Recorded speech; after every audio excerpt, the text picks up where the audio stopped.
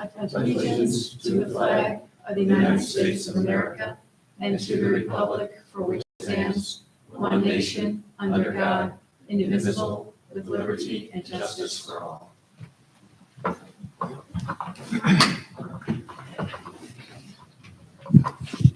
Okay, thank you. We'll review the draft minutes of our previous meeting. I would make a motion to approve the draft minutes. Second. Thank you. All in favor? Aye. Aye, the minutes are approved without amendment. We'll review the agenda for tonight's meeting. We'll begin with work area variances. There's public hearing to commence at 6 o'clock, followed by Davy at 11 Clemenshaw Avenue. Public hearing to commence at 6:15. After that, Lord Avenue Property LLC, area variance, followed by Action Sign Company LLC, sign variances. 2 items of new business are added to the agenda, 580 Pinewoods Avenue and 697 Hoosick Road. We'll begin with the public hearing at 113 Flower Road. The applicant is proposing a 24-foot round above-ground pool with a 3-foot deck around it on his 2.59 acre parcel. This is in an A40 zoning district with an ag overlay. The applicant is seeking 3 variances: a front setback, a left setback, and a secondary structure in front of the primary.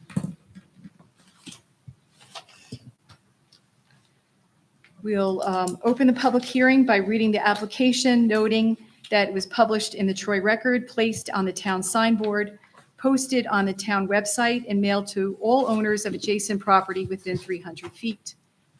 Mr. Gilchrist, could you kindly read that public hearing notice?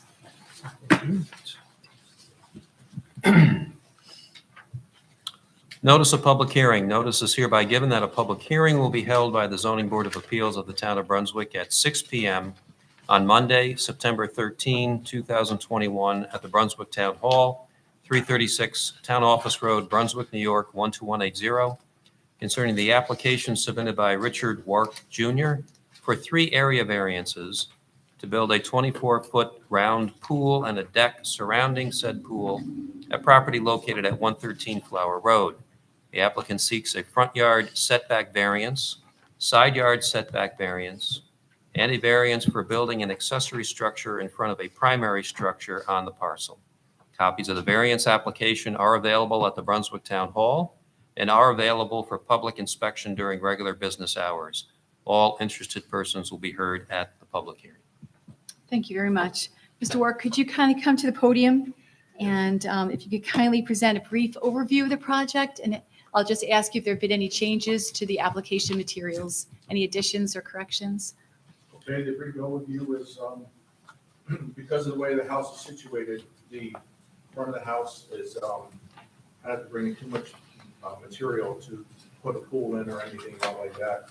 The back of the house, which faces the roadway, is the most levelest spot, so that's why we propose to putting the pool there and having a deck come off the house to adjacent to the pool. And that's what we're proposing. Great. Yeah, thank you very much. You can sit down and we'll open up the public hearing. Thank you. And just to clarify something that the applicant said, he mentioned the back of his house, and in this case, the back of Mr. Wark's house faces the road. It's oriented so the front of the house faces what we would call the backyard or the rear. So the zoning board will open the floor for receipt of public comment. If anyone would like to speak for or against the applicant, you're welcome to do so. I just want to note that there were 2 emails that were submitted for this application to the building department. One is from Wayne Fletcher at 70 Flower Road, and the other is from Norma Fletcher. Don't know the address, but they're both in favor of granting the requested variances for this application. Are there any questions from any of the zoning board members for Mr. Wark? No. Okay. So then I would make a motion to close this portion of the public hearing. Would anyone like to second? Second. Thank you, Patricia. All in favor? Aye. Thank you. The public hearing is closed. The zoning board members are prepared to deliberate and act upon this application. And we'll do that by first addressing the seeker, noting that this is a type 2 action under the State Environmental Quality Review Act, and no further seeker determination is required. We'll then move into the elements, the standard elements for the consideration of the area variances. And we can begin by explaining how no undesirable change will be produced in the character of the neighborhood, nor detriment to nearby properties created by granting the area variances.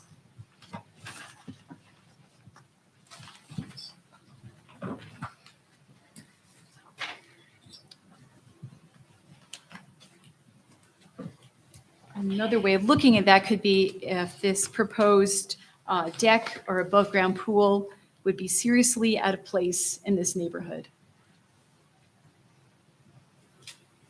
And I would just offer that it would not be a detriment to nearby properties, as the neighboring land is farm fields and National Grid land. The proposed site is kind of tucked in through the topography of the land, so kind of driving by the front, there's a tree in front. I think it would create a detriment to nearby properties. Then So I'm sorry. The front setback that he's requesting is 37 feet from the road instead of the 75 that's required for that area. This is correct. 37 feet, I think, is a safe distance from the roadway to put a pool. I Yeah. think that's acceptable. Thank you for that perspective. Now we're asked to explain why the benefits sought by the applicant cannot be achieved by some method feasible for the applicant to pursue other than the area variances.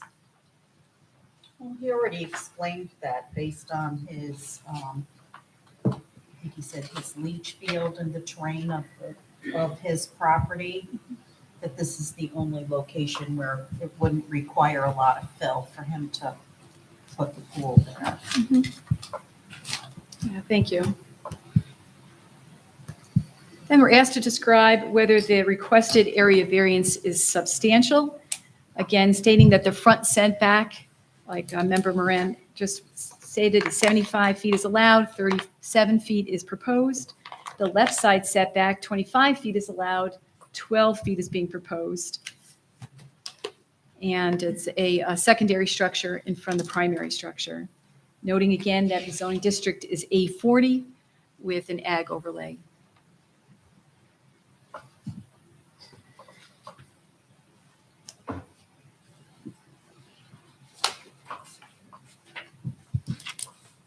So those values, you can say are 50%, that they're half. What's being proposed is half of what's allowed. But given that it's an A40, given that the surrounding area is open farm fields, it's kind of at a grand scale out there. Well, the one setback, I mean, there's a field next to it. Mhm. And it is a secondary road. So the fact that he's asking for the front setback doesn't have as big of as huge of an impact, because there's very few houses on that road, Mhm. and even the traffic on that road is minimal. Thank you. We're asked to explain how the proposed area variance will not have an adverse effect on the physical or environmental conditions in the neighborhood or district. We can look at such factors as traffic, drainage, dust, noise, odor, the impact on emergency services, among others. It doesn't look like it would impact any of his neighbors. I don't see anybody too close to where he lives, so I don't think it would, be an eyesore to anyone. Mhm. It's a secondary road. He's got a safe distance from the road for the pool and the deck.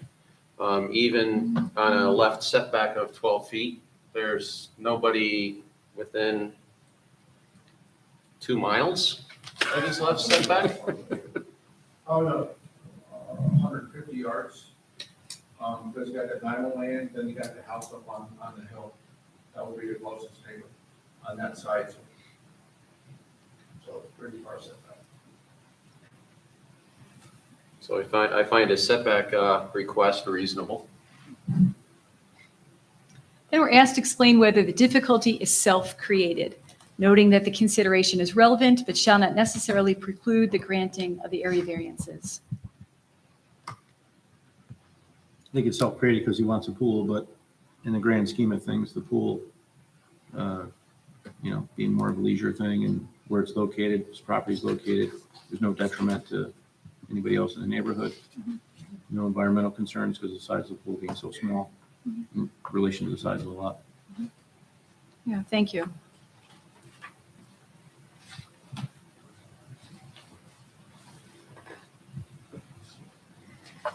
If there's no other further deliberation, then the board will consider the balance between the benefit to the applicant as weighed against any detriment to the community at large or the neighborhood in particular, determining to grant the requested area variances. And again, it's 3 area variances: the front setback, the left side setback, and the secondary structure in front of a primary. I make motion that we accept all 3. Member second. Second. Thank you, Member Moran. All in favor? Aye. Aye. Thank you. Variance is granted. Thank you, Mr. Wark. Please continue to do the work with our fine building department and going forward with your project.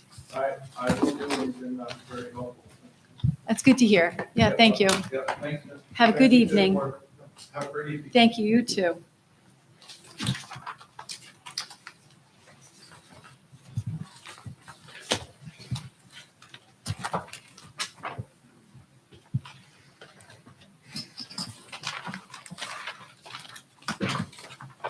Next up, we have 11 Clemenshaw Avenue.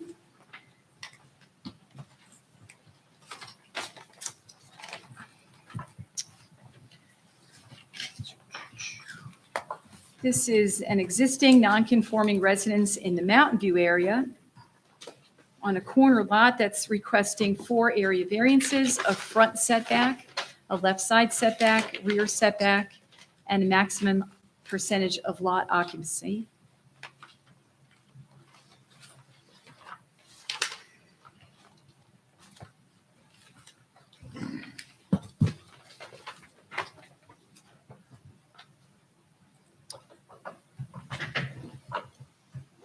There's 1 or 2 minutes, so we'll just go over. So the zoning district is R9. The front setback is requesting a 13-foot variance. No, it's probably a 17-foot variance. 30 foot is allowed. The left side allowed 30 foot, proposed is 10. The rear allowed 30, proposed 13. And the town allows a maximum of 20%, and what's being requested is 33%. And just go back to the front setback, that's existing. So that's the existing non-conforming part of this application, right? So we'll open the public hearing part of this application. Again, noting that the notice was published in the Troy Record, which is the town's official record newspaper, placed on the town sideboard, posted on the town website, and mailed to all owners of adjacent property within 300 feet.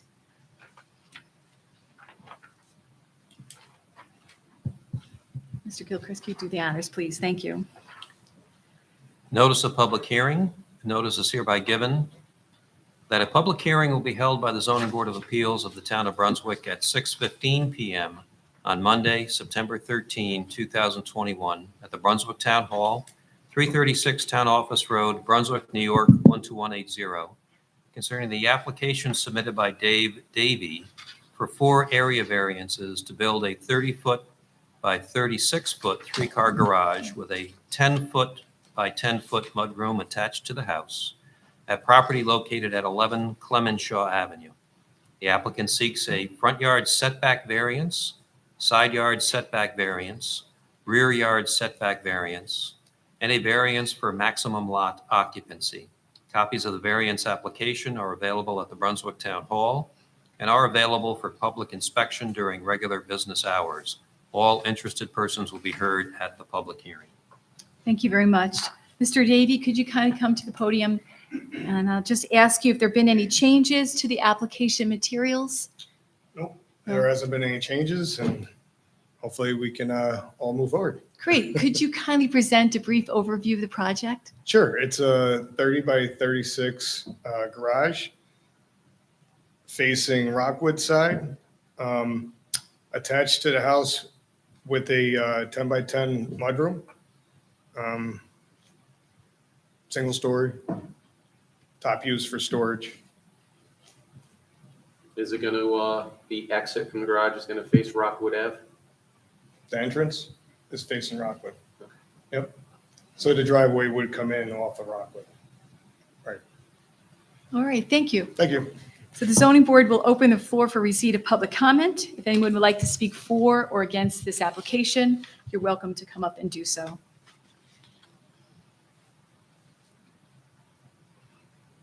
I'll ask the building department, or is the board in receipt of any written comments on the We application? received no comments on this application, Thank you, Chuck. written or otherwise. Are there any other questions for the zoning board members for the applicant? I just have a question regarding the maple tree that's on the side. Is that to remain or would that be removed That's going to be removed.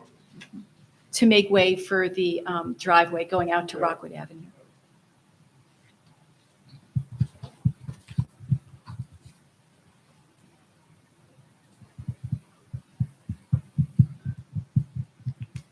Well, hearing no public comment, I make a motion to close the public hearing. Would a member second? Second. Thank you, John. All in favor? Aye, thank you. The public hearing is closed. The zoning board members are prepared to deliberate and act upon the application. We'll begin by noting that under the State Environmental Quality Review Act, this is a type 2 action as it is a residential application, so no further seeker determination is required. The zoning board members will review the standard elements for consideration of area variances, noting that there are 4 of them.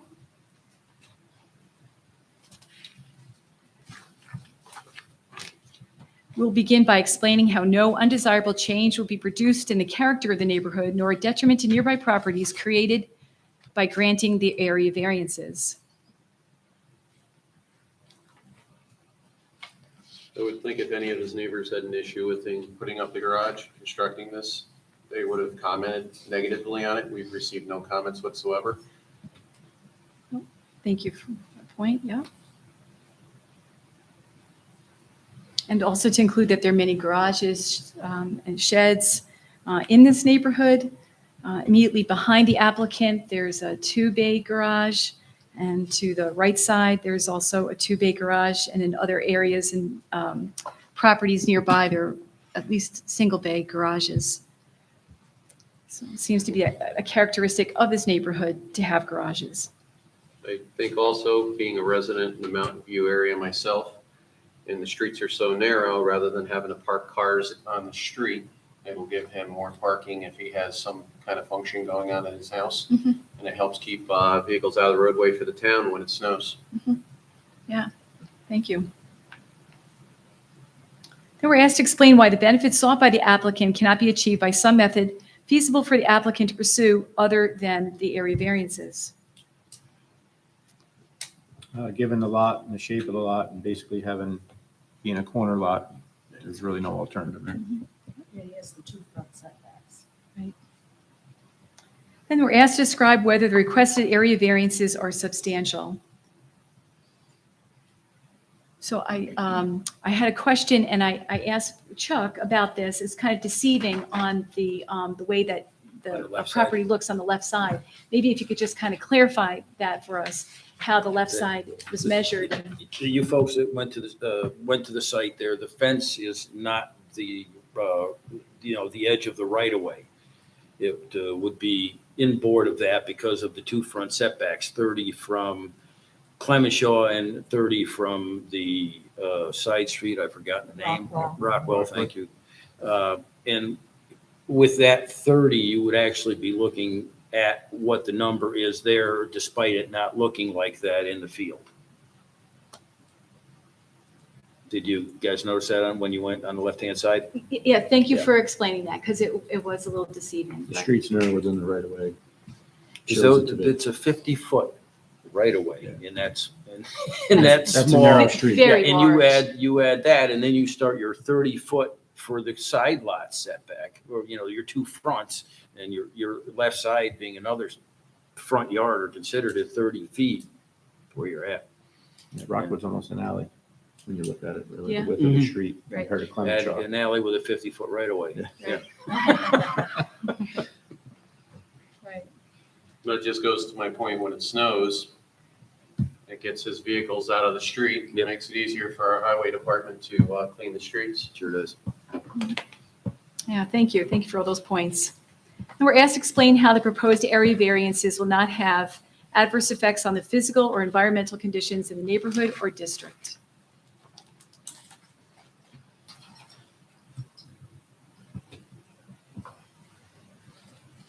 And we can look at it. So post-construction, there would be no increase in drainage of the water, noise, odor, an increase in emergency services.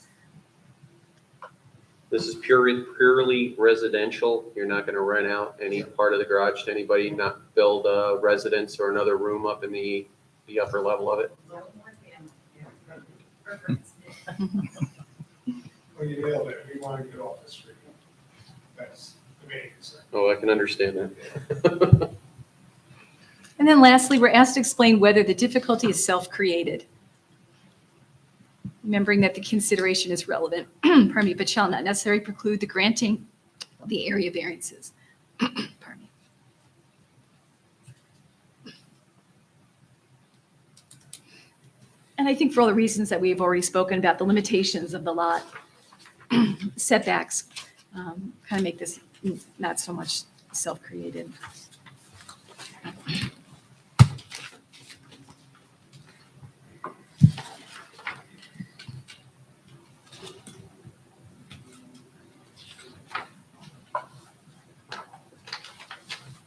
If there's no other further deliberation, then the board will consider the balance between the benefit to the applicant is weighed against any detriment to the community at large or the neighborhood in particular, and determining whether to grant the requested area variances.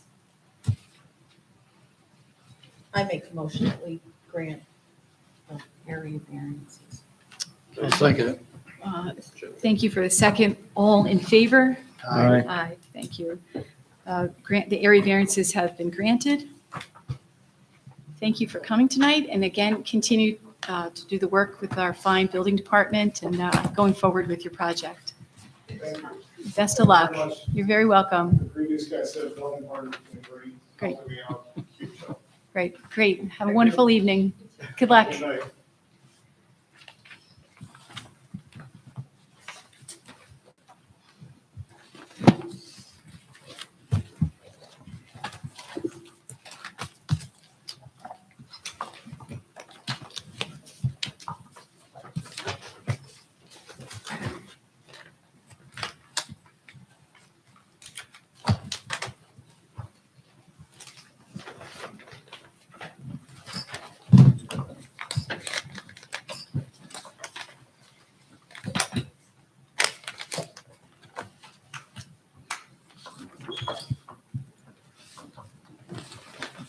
Okay, moving on with our agenda. Next up, we have Lord Avenue Properties LLC, area variance. Just kind of recap, at our September 2nd, pardon me, at the planning board's September 2nd meeting, the planning board voted unanimously to declare a negative declaration of environmental impact. Having the seeker determination, the zoning board of appeals can take action on the requested area variance. The application deals with the height of proposed light poles on the site. The maximum allowed height of the poles under the town of Brunswick zoning law is 15 feet, while the applicant is proposing a height of 21 feet for the poles. At the August 16th zoning board meeting, the board requested visual renderings of the two pole height layouts, 15 feet and 21 feet. from the perspectives of Lord Avenue and Otsego Avenue. Thank you for providing those renderings.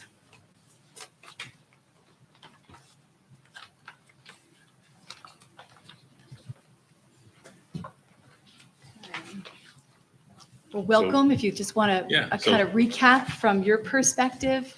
Yeah, Walt Lippman from MJ Engineering, represent the applicant. Like you mentioned, we were in front of the planning board a couple weeks ago, and they went through the seeker documentation, parts 2 and 3, and was determined it was a neg deck for the project, which brought us here tonight. Since we have a seeker determination, we can come back in front of the ZBA to go through the requested variance. Since the last time we met, I believe it was August 16th, there was a couple questions regarding the pole heights. We did a couple renderings. One was showing the 21-foot poles in the front of the building to get the adequate lighting and 15 feet elsewhere. That resulted in 27 poles and 38 fixtures on the site. 21 pole height everywhere resulted in 15 poles and 25 fixtures. So pole wise, it's an 80% increase from the 15, from the 21 down to the 15. And fixture wise is about a 52% increase.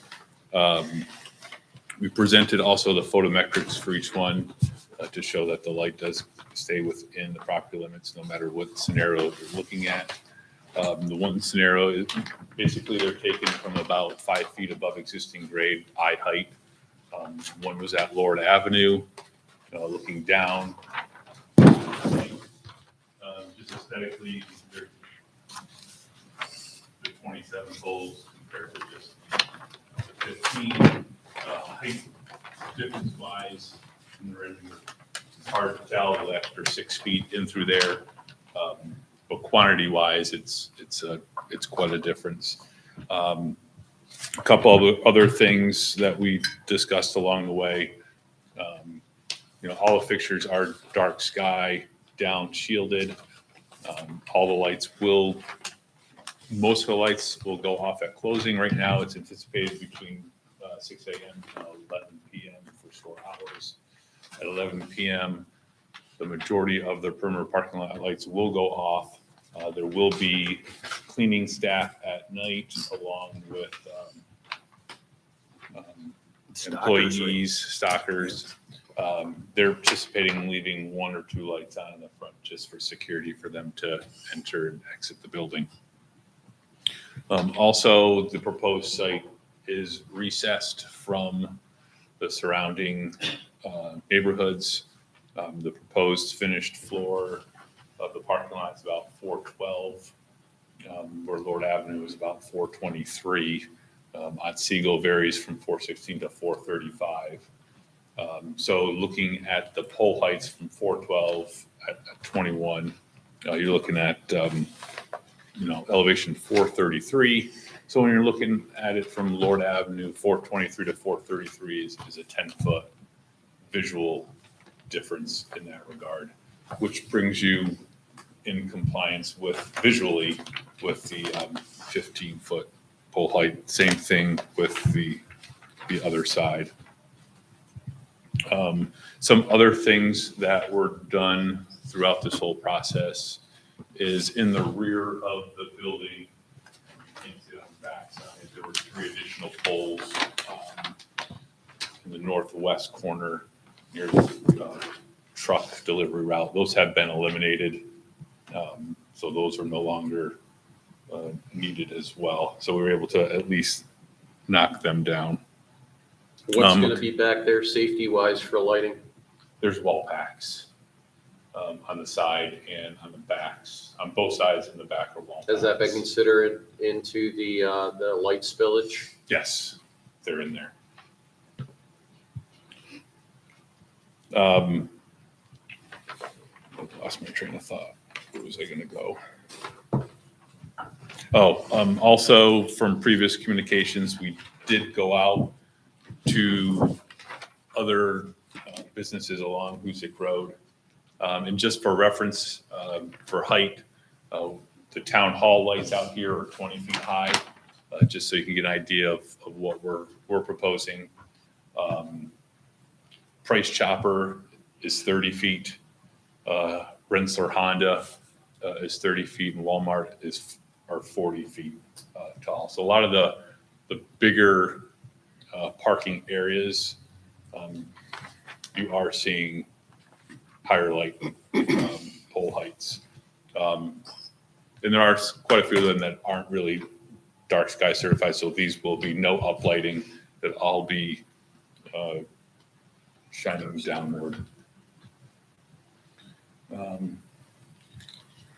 I think that pretty much covers the comments that came up at the last couple meetings. If there's any other comments, I can certainly address those tonight. No, a colleague of mine had mentioned they asked for a in real-time rendering, like a computer rendering of how the store is going to sit on that property, how, what the lights would look like in that rendering. I understand, issue to us was these 2 pages of lights in different areas and different stores in our area, Yeah. but that doesn't go to this property. I understand, Yes, so- understand the height of the lights out here at Town Hall, but Town Hall you can't see Town Hall from Lord Ave. No, what the question that came up was, what other businesses in the area have varying pole heights? So that's when we went around, and as a reference, so you know what a 21-foot pole roughly is, that's how the town hall came up. So if you look at here, okay, they're 20 foot, that gives you an idea. Then we looked at Market 32, we looked at Walmart and Rensselaer Honda. So with this rendering that we did was to basically, what's the pole layout looks like with the different poles, and then can you really tell the difference of the additional 6 feet from Lord Avenue? So that was what was discussed. So this is what we presented to the zoning board. I believe we sent it in a couple weeks ago, if not a little bit more than that, for review. I personally am disappointed with this rendering. I wanted to see what the project would look like with the houses and trees and the environment, the whole area in the background of these pictures. And this doesn't show anything. You can't really tell what the poles will look, what the lights will look like. And you're standing there looking when the project is done, because it doesn't show anything. The idea of the rendering was to show the poles at the different heights. I wanted From this, those I want, two the idea I wanted was to see streets. what the poles So look it's like just, with the houses in the background and the trees in the background. I wanted to see what the poles, how they compared with the houses in the background and the trees in the background. And this just doesn't do it for me.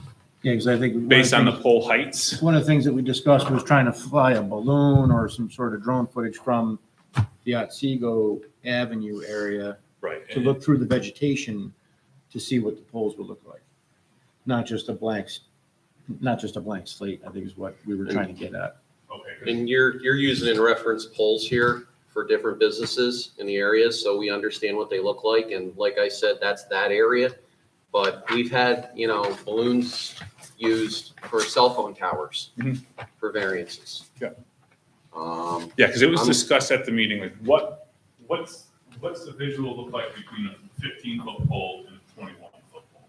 Because if we just go with 15-foot poles, we wouldn't be here tonight, correct? So we're asking for a 21-foot, so we were showing the difference, because that's what, at least my understanding of the dialogue was, what is the visual difference between 15-foot poles and 21-foot? At that But I think, site though, I think it was in conjunction with the neighborhood, the vegetation and whatnot, I think, is what we were trying to get I at. know what a big To pole see what looks the like neighbors, from a to see what the mobile neighbors looks were like. gonna see through their trees, as far as like the 6-foot height difference causing more of a visual problem. So there seems to be a disconnect with what the board thought that requested of the applicant, and then what the applicant provided to the board. So at this point, I think that's been well communicated. Are you hearing the board's concern that these renderings are not sufficient? I am, to be Okay. quite honest, I'm kind of Okay. disappointed of hearing that Okay, s- today instead of, beforehand. Because it was, my understanding is, okay, we're on Lord Avenue, so we're sitting on Lord Avenue. What does the site look like with 15-foot poles and 21-foot poles? It's not what the site looks That like, it's what the was- people that live around it can see Well- through the trees. right, so we'll just allow the applicant just to explain the reasoning for why he's thinking that this is sufficient at this point. I think we have articulated that it's not sufficient, and then we'll hear him out, and then we can talk about taking a next step. Sure. If you want to kindly finish your explanation why you think this is sufficient, I think we can move on to a next step. Sure. So my understanding was, okay, we're here for a 6-foot variance. So if we're on Lord Avenue, what would the poles height differences look like? Okay, So And- this is on Lord Avenue, which, okay, yes, there will be, we do have landscaping along here, and I did submit a landscaping plan. But this physically shows you the pole locations and the pole heights from this Lord Avenue location. And given that, Thank that's you. probably accurate, because on that side, there really is no current vegetation that's blocking the open field from anybody on Lord Avenue anyway. I think it's the other side we have more contention. Right. Okay, And what so we did going- For that regard is, you're right, if you look on from Otsego, there's vegetation in houses, so if you're in the front yard, you really can't see. So what we did is, I had our guys move the point to the backyard. Because if you're in the front yard, you're not gonna really see much, because the houses and there's vegetation. So that was my call to say, you know what, we're not gonna really see much from Otsego because we're in the front. Let's take this vantage point from the back of the house. So you can kind of see the pole layout here. So it's the Yeah, property, and the height. property owner's edge between your property and their property. It's not That's exactly about- on the property, but it's in their back, on the From that other side of the vegetation of the houses. From that So, visual standpoint. right. Okay. So the houses aren't blocking the poles Gotcha. or the vegetation. Thank you. I have a question for you. On the property line with the houses, to the west, that's Otsego? Otsego, are you gonna put up any kind of privacy fence so that they're not looking at the Hannaford where there is no vegetation? There will be remaining vegetation on the back property lines. That's not getting removed, and we are supplementing some landscaping up along. So when you're looking at it, you're gonna hit landscaping and then parking lot. I'm in favor of you using fewer light poles because that saves energy. It decreases the light spillage you're gonna get from, you said 37 15-foot poles. You'd be cutting it down to 15 21-foot poles.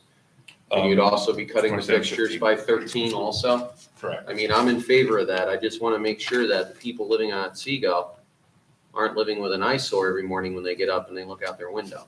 Or at night when they're sitting in their yard, that there's not a glow coming off that store that they have to deal with. Right, and we did submit the photometric plan to the town TDE. They did review it, and as part of his secret determination, he mentioned that the photometric plans were submitted, were reviewed, and they find that all the lighting is contained within the site. I have a question though. Yeah. So, but in reducing the number of poles to go to a 15-foot pole, and you stay where it would normally be where if you wouldn't need the variance. The fixture is a lower wattage, correct? The So fixtures are the it's a same. different fixture on the 15-foot pole than it's on the 21-foot pole? I believe they're the Because same. what I'm looking at here appears to be different. So it's a 98-watt fixture on a 15-foot pole versus a 318-watt fixture on a 21-foot pole. Okay, So I guess my question is, irregardless of the number of poles, Mhm. if you went to 21 foot and you decrease them, the overall wattage used should be technically the same because you're decreasing the number of poles, the wattage, the fixture is smaller. My concern is the brightness of the overall size of the lot. To me, it doesn't look like it's going to change anything, whether it's a 15-foot pole or a 21-foot pole, whether there's more or less. Because the fixture on top, the actual lamp head, is putting out more wattage, more lumens. Yeah. Does that sound So- correct? Yeah, so correct. Okay. And then if you look at the photometrics, basically stays the same in both And then for regards. the direction of the lamp heads, because when the lamp head is mounted to the pole, it does have more of an upward angle on it, correct? Just to kind of throw the light out a little bit. I know they don't shoot up. Right, it's just the angle of being higher shoots this, it doesn't shoot sideways, it's shielded. All right, because down. I noticed in the hybrid concept here, 15 and 21, and I know they don't want wall packs on the front of the store. I'm guessing because there's orientation differences of the lamp heads. So in the front of the store, the 21-foot poles, they're oriented towards the front of the store, towards the parking lot. Correct, And elsewhere, they're changed to go side by side, side to side. correct. So, and I was under the impression by looking at the lamp heads, just by looking at it, that they did have somewhat of an upward swing just to kind of throw more light out. That my concern would be that these 3 poles here at 15 feet would throw more of light towards the Otsego Avenue neighborhood because they're kind of pitched up just a little bit, where you would see more of the light. I envision like a gasoline canopy for a gas station. That fixture is completely straight down. You can't look at it from any other angle and see any part of that lamp head. But if these are upward sweeping a little bit, it would kind of throw light straight at your face if you're looking at it from a distance. If you understand what I'm saying. I understand, yes. But I'm just trying to verify that the wattage of from what I'm looking at, the wattage, I don't think matters because it's a greater size lamp head on a taller pole. Correct. Okay.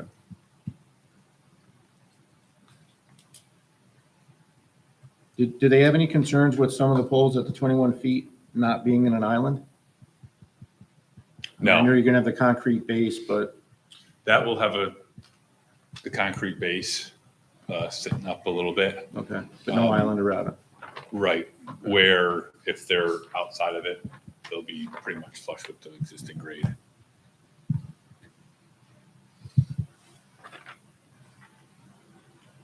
So are you able to get the information that you need, board members, with the photo renderings that have been submitted?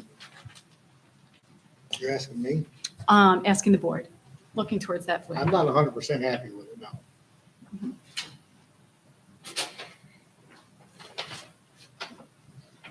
I mean, I went over Otsego Avenue, I've been over there several times and tried to look through the trees to see what could be seen.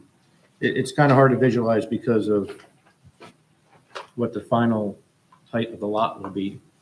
We say 4 to 6 feet, whatever it is, and then add on the 15 or 21-foot pole on top of that. So it's kind of hard to see sitting back and with an angle, some of the trees. Like there was one house a little further up, almost by the Y, that had absolutely no trees behind it at all. So that's a straight shot looking right at. That's back what of the I was building. looking at too. Most of the other ones do have some trees and some vegetation. There's a couple where you can see right through What happens in the wintertime? onto them. So,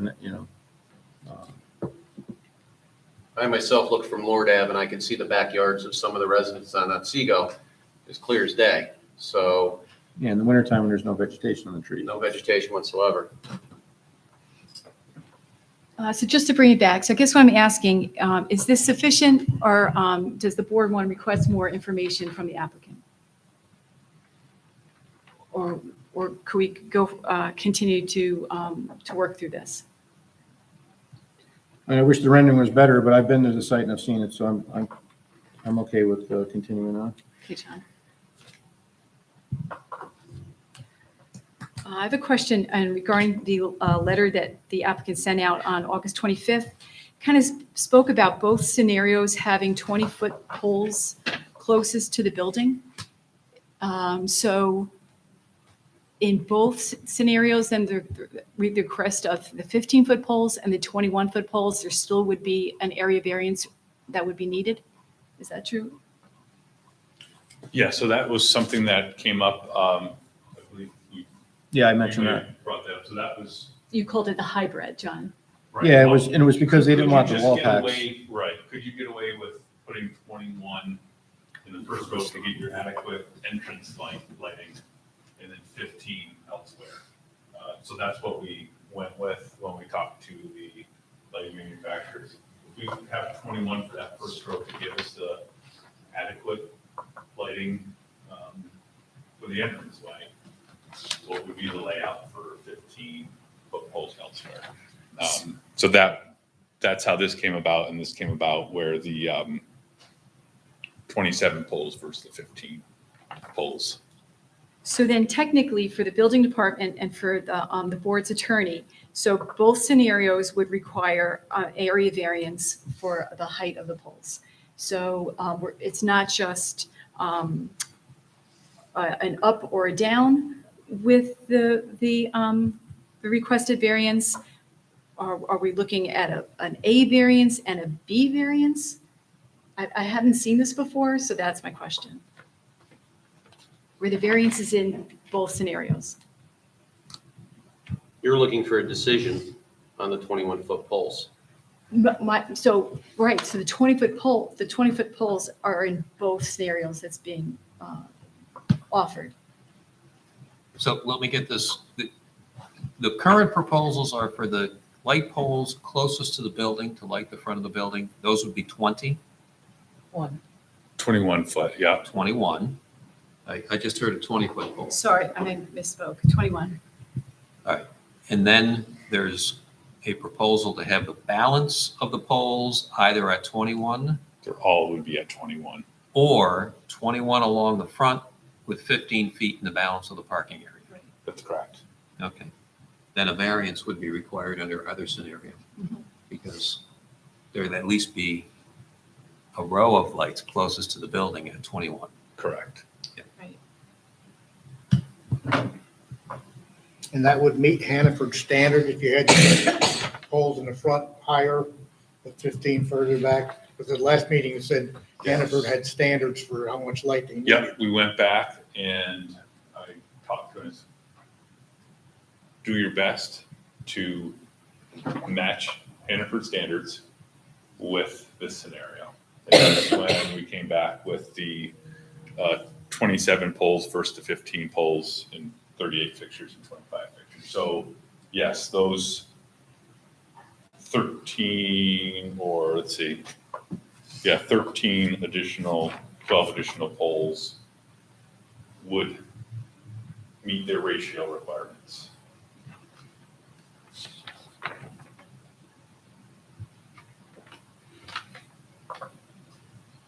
My biggest concern was the poles that were closest to the property line. The parking area was not, my perspective was not that the 21 foot was an issue. It was my issue was more or less closer to the property line. Yeah. Um, And we were able to eliminate those three that were the closest Mhm. in the northwest corner of the site. And then everything else is, everything's buffered by the stormwater area, if you will, both from Lord and Otsego. Yeah, I like how the second proposal has the roadway lights at the 15 and the closest parking area to Otsego is all 15.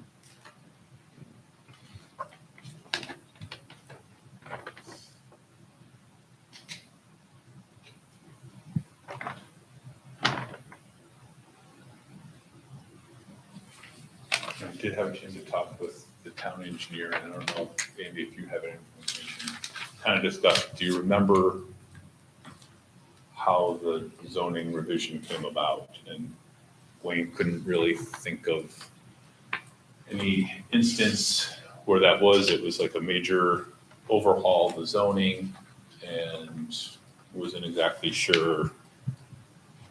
Right, as I sit here, I do not know the record on why there's a 15-foot pole height limit in the current 2017 zoning law, or whether it was highlighted in the comp plan. I have no recollection that that was a significant issue. And I can say to the board that I can't recall the pole heights ever previously been a significant issue in town. Prior to the 2017 code, they rarely came up or were discussed. Well, I think the only difference here is that the majority of the other, with the exception of Price Chopper at the time, but this parcel is in such close proximity to Oh, yes. a larger residential neighborhood. Walmart really didn't have that issue. Market 32 had Goodman Avenue, but for the most part, it was kind of different. Like Cumberland Farms, I saw they have a couple light poles actually tucked back on their property, and they're smaller. They're 15 footers, I believe. They're fairly short, but they don't require a lot over there. But I'm not against actually if you wanted to put a couple more 21 footers in the parking area, but my main concern is the perimeter's 15 feet. I know that would be included on this plan, but and I know why they want to decrease the number of poles. I get it. It's it's also a financial thing. They're not cheap. I Right, understand and that. it's kind But- of aesthetically pleasing too. I mean, 27 poles is quite a bit throughout the parking lot. And also keep in mind, 15, 21, the end result of the lighting will still remain on the site. I understand what you're saying, looking at it, but you would see it if it was 8 feet tall. So you have the additional 10 poles that would be considered, I guess, the back side of the parking lot. And all the rest of the poles are 15 feet on the outskirts. Could those 10 poles be converted to 21 feet? Would you be able to determine whether or not that would be adequate to replace those with 4 poles in lieu of How the? would that affect? Are you mentioning all interior parking lot lighting? Correct. Well, the interior lighting, if that was the case, it would be very similar to the other scenario. Right, because that's what I'm looking at, because you basically have 3 poles in place of. Right, and you're mentioning the ones along the access road to Right. be reduced to 15, Yeah, so it would be like a combination the of main both. road coming, the Where access road coming in, The those parking 3. area would be at 21 to decrease the number of poles, decrease the number of chances of one of those poles getting hit, because they've been hit a few times up at Walmart, Price Chopper. My firehouse has knocked 3 of them down. So for that part, I can understand the situation there. And I think there would be a balance between the perimeter lighting being at 15 feet, including the wall packs. Myself, I don't think the wall pack should be higher than the 15 feet, because for those neighbors that are close in that back corner of the property where the building's actually going to sit, the higher you go with the wall packs as well, you're going to run into the same issue. So I don't know if that's something we can make a determination on, because we don't have a plan in front of us, but by looking at a combination of the 2 plans, I think it could work. We can both accomplish what we're looking for. Mhm. I don't know if that would have to be re-engineered or not, but Well, metrics would be slightly different, but the whole point of the photometrics is to make sure you're staying on your site.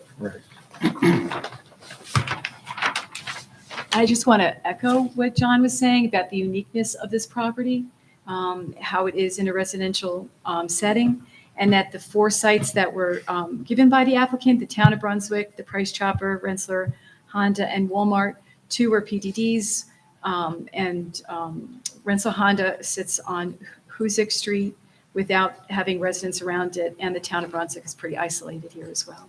So I don't think that's like a fair comparison. we want to work with you. It's just a matter of trying to take into consideration the neighborhood around it. This is kind of unique. The other parcels don't have that. So You're one of the we're first, trying to strike a balance here. you're one of the first big developers to come in and bump right into a residential neighborhood. You're going right up next up. Surrounding, yes, because the Yeah. parcel itself is the B15. Yep. Which is supermarket as a right. But I also noticed Market 32 constructed like a privacy wall along the side street that they have with them, that they share on their property line, where the people over here don't see the parking lot in the store all that much. And I also noticed Walmart erected a fence around the back of their place so that people driving by, just aesthetically made it look better. Whereas I'm just using Google Earth here and I'm looking from Lord Ave over. I'm not looking from Otsego. I'm looking from Lord Ave over and I can see the backyards of some of the houses, which means that when they come out on their deck in the morning, they're going to be looking at the front yard of Hannaford. Mhm. And all that light. Because it is They'll noted. see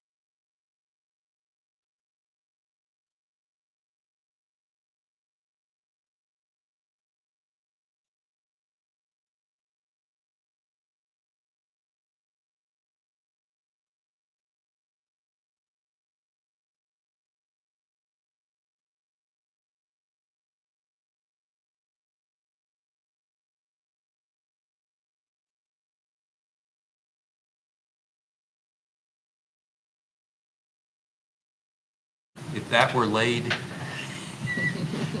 laid out, what number of poles would be required to meet the needs for the property? I'm not so sure it's the same thing as all 21 pole locations or the hybrid 21 and 15 pole locations. Might be different. And will that work? It sounds like it would work, but having a plan in front of you saying, we've looked at that, here's the 15-foot pole locations, here's our lighting needs, here's the balance at 21 feet. It works for us from a lighting perspective. We're consistent with the photometric analysis. We've confirmed there's no light spillage. We're using the same fixtures. They're down lighting to reduce sky glow. It meets our needs, and we have the perimeter lighting at 15 feet. Is that kind of what I'm hearing from the board? Or we could put a number on it and say we're going to limit it to 8 poles in the parking area and the remainder of 15 if we, but I mean, I'm looking at the two of them and it doesn't seem, to me, it seems pretty obvious that the 10 poles that are at 15 feet, the rear of the parking area could easily be replaced by 4 21-foot poles. The light spread, when you look at them based on the parking spaces, to me, looks adequate because when you actually look at the P9s versus the ATB zeros, there's spillage from each fixture over to the other. So to me, it appears that there's plenty of spread, to eliminate those 10 poles, which decreases the poles like you want, keeps the perimeter lighting at, 15, the interior at 21, just by looking at it, I think it could work. But that's me. If we want to wait and come up with another rendering, if Hannaford is willing to do that as well, because I know you said they have some uniformity standards. Obviously, they're willing to bend the rule a little bit because they did 21 and 15. So would they do more? 21s and 15s? I don't know. Would you have to go back to them and ask if we wanted a combination concept? Yes. Or That's would how you be usually, willing yeah, to we'll go make back to that- them, talk to them about it and see if it's something that they could. So it sounds like now, even if we present a combination plan to Mr. Lippman, he would have to go back to them anyway. We would just Correct. want to make sure, I don't want to say, yeah, we'll do that. I just want to make sure it works. Right, we want to make sure Right. the lighting is adequate. We want to make sure that the property is safe. Right. Helping you decrease some poles, helping the neighborhood, decrease the actual visualization of the light poles themselves. So it sounds like we need more time, I think, on both sides. Right. If we were to come up and if everybody's kind of in agreement that we can strike a balance between that. Maybe there's another time frame with the planning board, we can review it together and not have to take a whole nother, because actually we're a week early now. Mhm. So come October, we're actually 5 weeks out. If we were to have to wait till the October. One of the things meeting. you just suggested, John, is actually a good idea, which is if the planning board, like this board, were to consider a special meeting, it could certainly be a joint special meeting. And while this board would need to act first, you get the benefit of hearing everyone discussing the project, and both boards could actually act at that meeting, but this board would have to act on the light poles first, and then you can have, be involved in the discussion with the planning board members as well. Especially when it comes to landscaping and the Sure. fencing. and things like that. Yep. Okay. It's I'm in a good agreement to idea. that. I agree with that, as long as we have the conditions that, the hours the lights are on and active, how many lights are going to be on and active to make it safe. And as I mentioned before, the light spills over into the other properties that have nothing there, that you can, when you go back to them with this new idea about putting a fence in, or a privacy fence, not for Hannaford, but for the people that live over on Otsego. So when they're in their backyard, they're not looking at a parking lot full of cars and a 50,000 square foot store.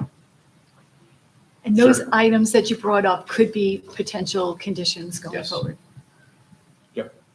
Yes, But I that think could be part Andy's of the saying site that- plan approval. I think Andy's saying it'd be better for the homeowner to give their insight on whether they want to have a fence or a tree, correct?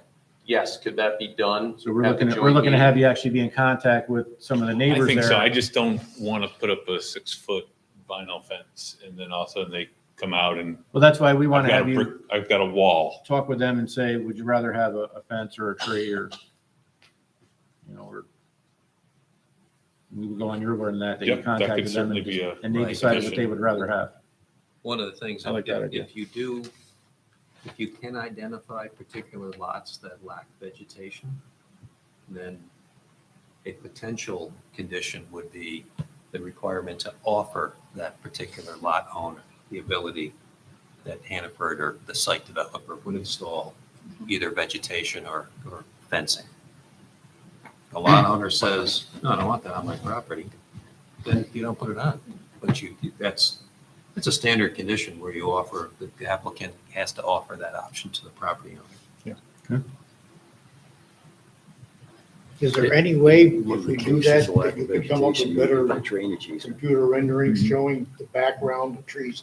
Or go out and take a picture with the camera, feed it to feed it to your computer and say, headlights. It's not that simple. Raise it 6 feet, then add lights to this. Not that simple. I guess, This is, I'm just this has asking, if you contours. can't do it, you so can't do this it. is real tight. right, this would be a question, I think, for all the board members. And one, which is, from what I'm hearing from the discussion tonight, if you're in the backyard of one of the lots on Otsego, and you're looking into the site, is there a significant visual difference between light poles that are 15 feet and light poles that are 21? Because if they're 15 feet, they're compliant, they can be built. It's simply a site plan issue by the planning board. So it's not whether there's poles there or not. It's, is there a significant difference from that vantage point between seeing a 15-foot pole at a certain location and a 21-foot pole at a certain location? Okay, to think of this as either pole or no pole is not accurate. Right. They have the ability to put 15-foot poles in and be zoning compliant.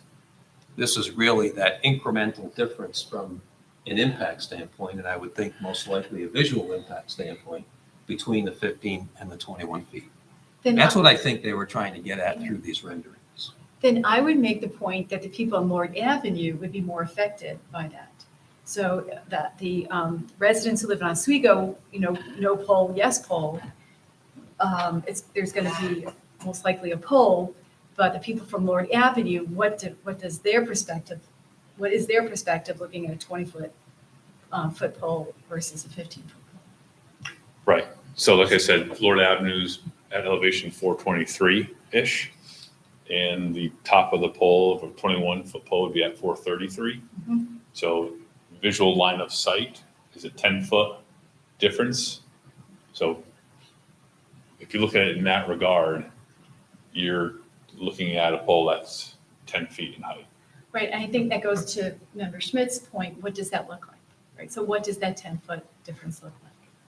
So, but You've made this rendering on a computer. Is there a way you can email something that we can like move around and look at? So we can take that and spin it towards Lord Ave, take that and spin it towards Otsego. It's getting complicated. Not really, I work in a high school.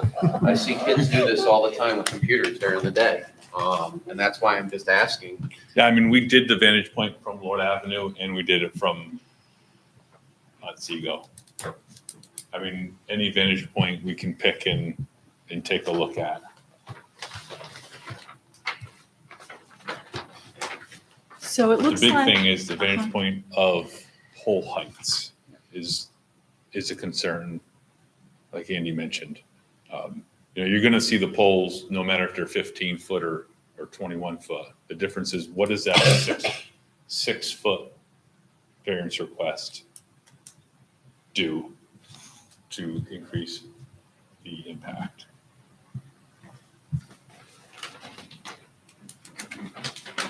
So it looks like we're not going to make a decision tonight, that we're going to request a meeting, a special meeting with the planning board.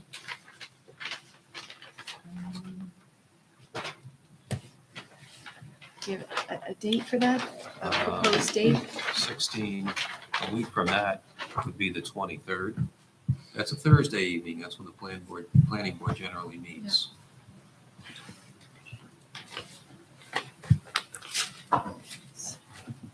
So it's a Thursday, John. How does that look for you? The following Thursday, the 23rd. 23rd, yeah. Are they I won't on be the here. agenda for this Thursday, the 16th? Was They it? currently are, correct. And that was with the presumption that the board would act tonight. If the board does not act tonight, the planning board cannot legally move forward yet on the site plan. I know it's fairly short notice. Could we do it in conjunction with their 16th meeting or no? I know it's short notice for us too, but You can certainly call a special meeting on a few days' notice. That's not an issue. It's really an applicant question of. Right. Can I approach? Sure. I just want to make sure that we're all on the same page here. so it would be So you're looking at, these poles replaced with these poles.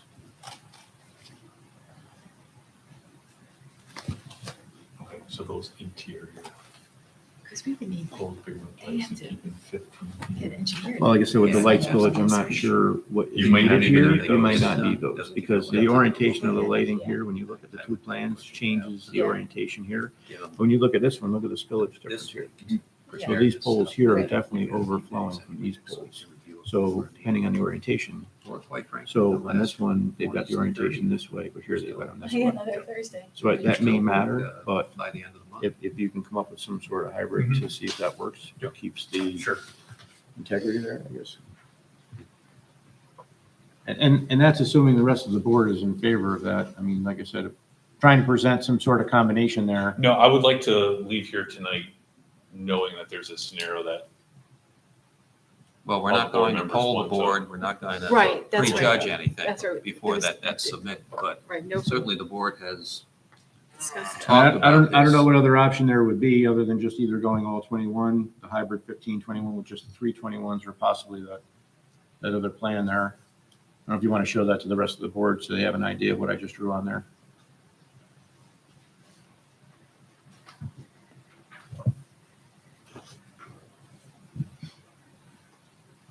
replace these 15 with 21s, so which we may reduce that count into there, which may affect those. It's easier to run with that. These may also be We'll have to run those. A little more into the property. Yeah. Yes.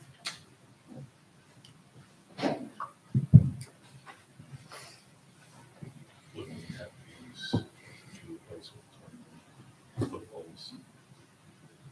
Reduce them over here, possibly reduce these here. Thank you.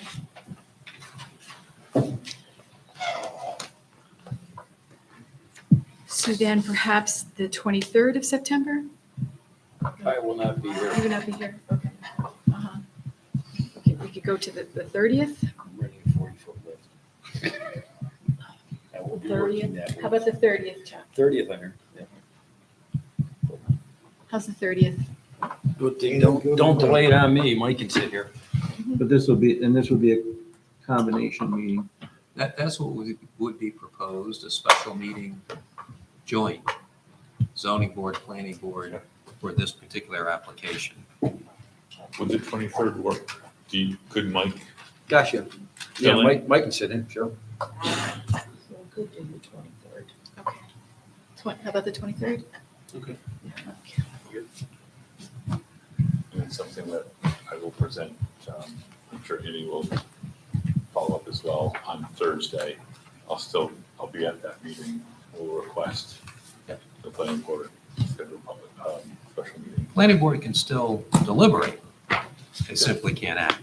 Mhm. And I think the board should use the opportunity to do some deliberation on it.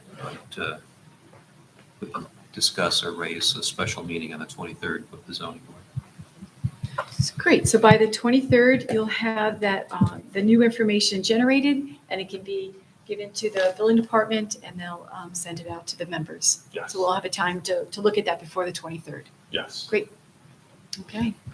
Probably should be a formal motion then for the proposed special joint meeting with the planning board to be held September 23 on the Lord Avenue property applications. I'll make that motion for our special meeting to meet on the Second. 23rd. Thank you, John. All in favor? Aye. Thank you.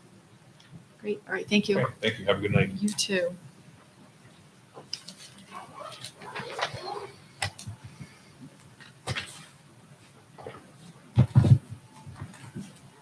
Six PM? 7. 7? Sorry, 7? 7 PM is when, correct. Thanks, John.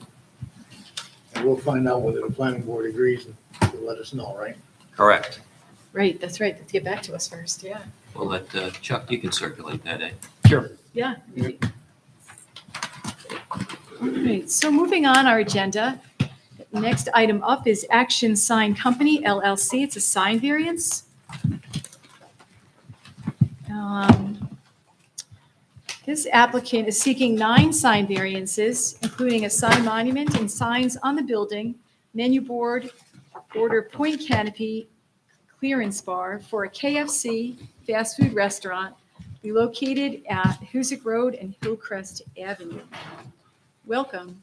Hi, how are you? Well, how are you doing tonight? Doing great, thank you. We're glad you're here. Glad to be here. So, yeah, just real quick, I think that the purpose of asking you back for tonight is to make sure that we have all the information that the board needs in order to have a complete application so that a public hearing could be scheduled. Okay. So with your input, with Chuck from the building department's input, and from the members, just kind of like to hear a brief overview of the project, and then if we're all on board with the materials, because there was some, I guess you weren't here, the building department representative wasn't here, so there might have been some discontinuity about what materials we all have. Sure. We're proposing a KFC at 660 Hoosick. At the last meeting, we went through together to kind of orientate the building and the signage proposed. So we got that all organized together. And then there was recommendations from the board for some additional information that might have brought clarity to what we're working with. I sent that information out and hoping that you got what was needed to help understand what we were trying to present. Okay.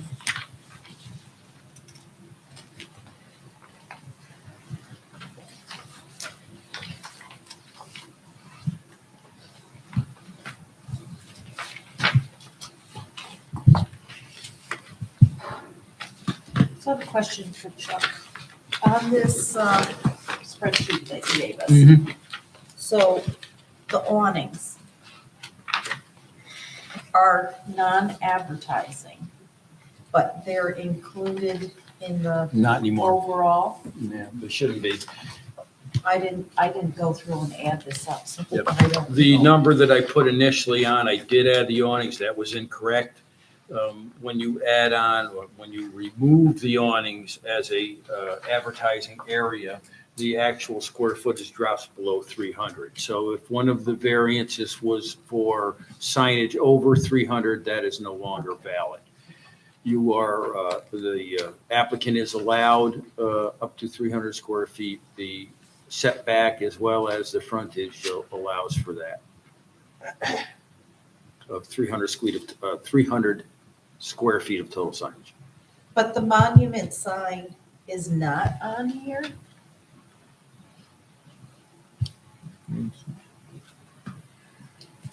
In the totals. You're right. Yes, L. No, L on here was the sign. No, monument sign was held, it was different, you're right. So So I believe the monument was 80, was 2 or 83 32.5 32.5 square feet. So foot monument It was the sign. one- times 2, right? Two-sided sign. Two-sided, so. Okay, right. so it's So 65. 65, so that needs to be added Add on. that another 292 in for total. So what's the one on here that says front, 57.5? Those are the 3 letters, I believe. D, 57, cents. Letter L, sign L. That is the KFC lettering above the entrance door, is it not? The 3 red letters, KFC? Yeah, the KFC. Or was that the one that was allowed in the front? Letter It L. said, Well, L is actually the monument sign on the, oh, Oh, L is okay, the so monument L is sign. included then. yeah, L is the monument. Right, But and that you was have good. it at 57.5 and we just figured out it was 65. Oh, because the colonel's head went over. I actually took the numbers off the rendition, the one that had the 2 individuals standing next to it, the male and the female, to show height. So I actually took the numbers of that. Some of the numbers that were in the package, when I actually did the measurements, they did vary slightly. I just Okay, didn't take but this was the KFC new one numbers. that you sent us. Yes, that is correct. Okay, so this is the Yep. monument. And L is the monument. Okay, so that's 57.5. The majority of it's only 46. Right. What we would like on that monument sign down in the lower section of the tile is as high as you can get it on that tile is the 911 number of the building. Sure.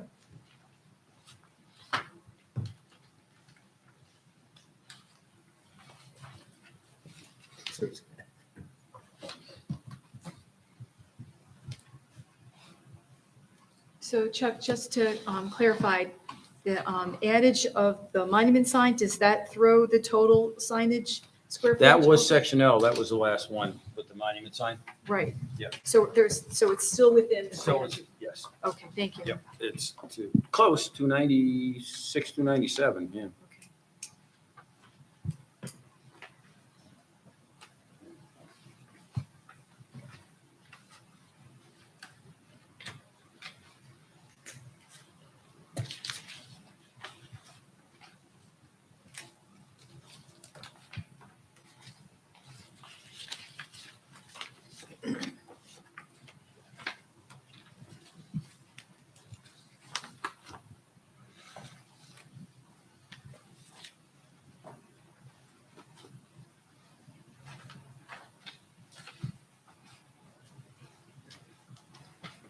So are there any other questions about the materials of the application? No questions. No, I think we have. All right, so then the application appears complete for the purpose of holding a public hearing, which will be at our next meeting. That's October, I have that down somewhere, 20th maybe? How's that sound? Yes, 18th, sorry. Monday, October 18th? Yes. Okay. So this would be we do the first item or we do? And so far, that's our Yeah. first public hearing, Okay, right? So that'd be 6 at- o'clock. At 6 PM. So it'd be Monday, October 18th at 6 PM for a public hearing. Okay. Great, all right. Thank you very much. Thank you, have a good night. Thank you.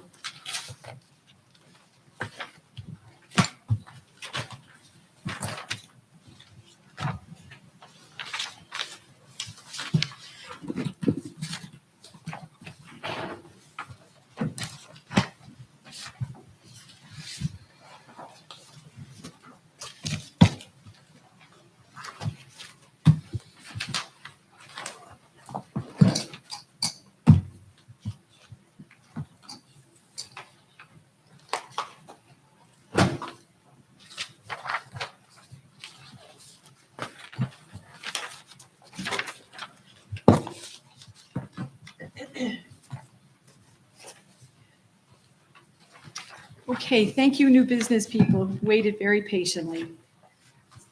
So first up will be 580 Pinewoods Avenue. These owners are looking to put up a shed, no, pardon me, a garage.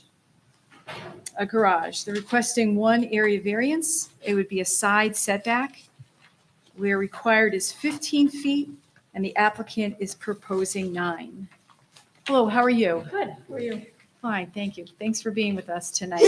You can kindly introduce, God bless you. Could you kindly introduce yourself and then just prepare like a little presentation of a brief overview of your project, please? I'm gonna let him prepare the overview of the project because he knows it, but Okay. I'm Elaine Young. owner of the property. Nice to meet you, Elaine. You too. Thanks for coming. I'm dating Elaine. As I spoke with Chuck, I lost my dad 3 months ago. Mhm. Cancer. He left me a 40 Ford pickup and a bunch of hand tools and whatnot. And what we have on the property now, it's not big enough. So we decided to come to you guys about doing a shed. Okay. We can't be in the 15-foot area because our septic system, it would encroach that. Mhm. So that's why we're here to ask for a variance on All right, putting yeah. the shed where we would like to put it. I have my neighbor here, Rob. Hi, Rob. Thanks for coming tonight. Support of your that is neighbor. approaching his property line. Hmm. And he says he has no issues with it whatsoever, as long as everything is kosher with you guys in the town and the board. All right. So we do have this drawing that the building department put together. Where is your septic located on your property? Right now, it's in between the garage Uh-huh. and where we want to put the edge of the garage. It goes in between, or well, we call it a shed. Okay. In between those two structures is our septic system. Okay. All right.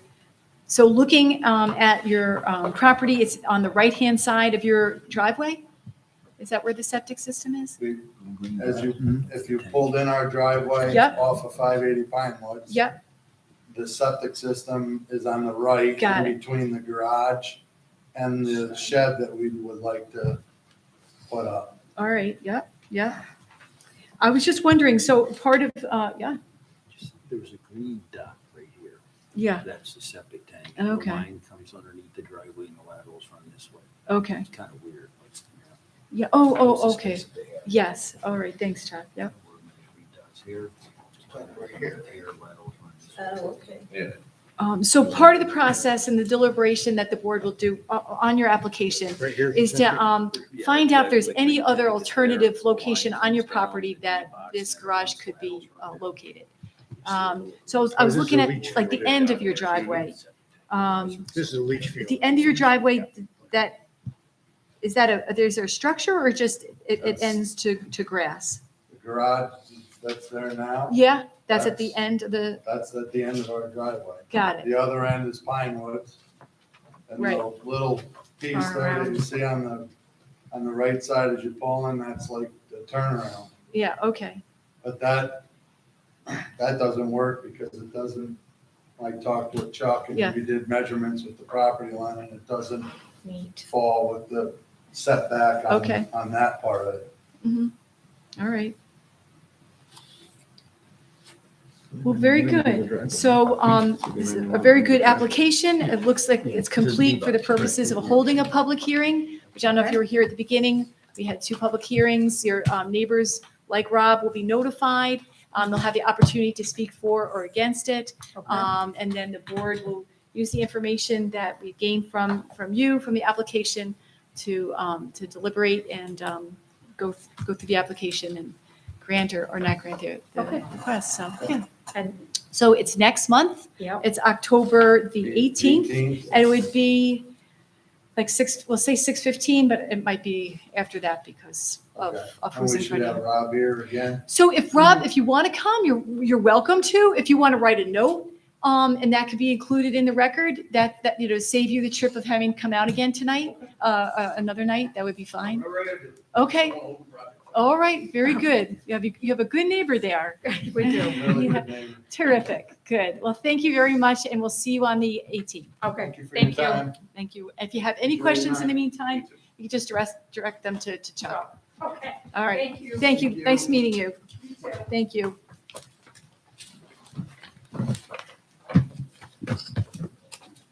Okay.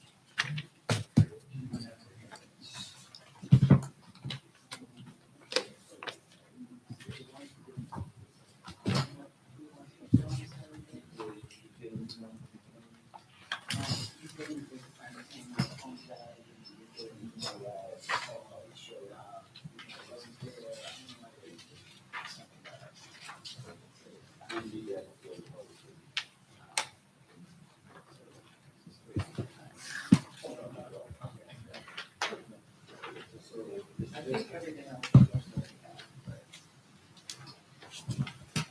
These are pictures of the new signage for, proposed signage for dinner time at 6, 97, yeah. Yes. Okay, thank you.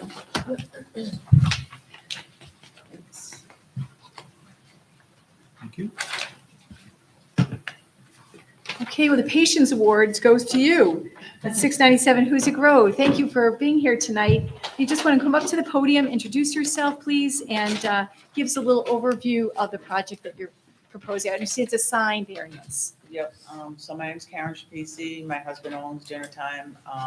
So what he's looking to do right now, those signs that I just passed out a picture of is like a 4x4, and it'll go on the sides of the building, as opposed to the banner that is still there now. The problem has been, business has been really slow, and like the sign that's there in the parking lot is kind of set back, so it's not really noticeable. So we're hoping putting signs so that people coming either direction, they can see the building and maybe get some more business in there. But it's not doing so hot at the time right now. So just to clarify, so this would be a number of signs, right? The variance is for the number of signs? The variance is for the number of signs as well as the fact that they're not in the front of the building. All of the signage is supposed to be in the front of the building.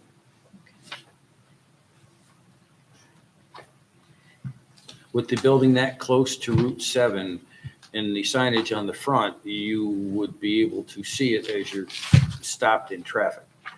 But Right. as you were passing by and approaching the building, you don't see the parking lot sign that is in the parking lot because it is parallel with Route 7. So unless you are directly 90 degrees opposed to it or an angle, from 90 degrees, the sight of that sign, you just don't see it. Right.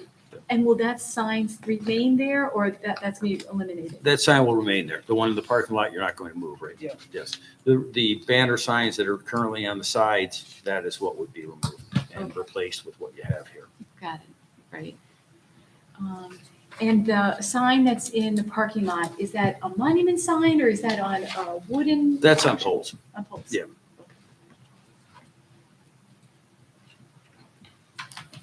All right, That was the sign that the existing subway sign was on. okay. So tonight, Chuck, when we came here, this application was before us. I didn't have a chance before coming here to review it. But I'm sure in your opinion, it's complete and ready for a public hearing to be scheduled for October? I would say so, yes. Okay. Yep. All right, It was considerably less involved than Kentucky Fried Chicken. okay, fine. So then we'll schedule a public hearing, and that'll be at the next time that the zoning board members will meet in October, which will be the 18th, and we'll schedule it for 6:30. So the 18th at 6:30? Yes, right. And if you had a chance to see the two public hearings that were held at the beginning of the meeting, where the neighbors 300 feet from this site had the opportunity to speak for or against the application, that's the heart of the public hearing, and then the zoning board members will. Now, is that something that I have to contact these people? So the that's a great question. The building department the building department will mail out a notice of the I public see. hearing, and that they could have the opportunity to come. Okay. Yeah. All right. Good. All right. Very good. Thanks for hanging in there tonight. If there are any questions that come up between now and then, please direct it to Chuck. He can help you. Okay. Thank you, Joe. Thank you, everyone. All right, thank you, Karen. Nice meeting you. See you in October.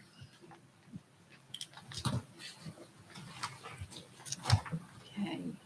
Are there any other items of new business?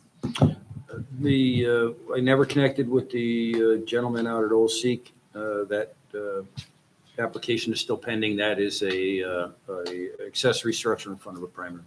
Okay. All right. So maybe we'll see him next month. All right. So no other items. I would make a motion to close tonight's meeting.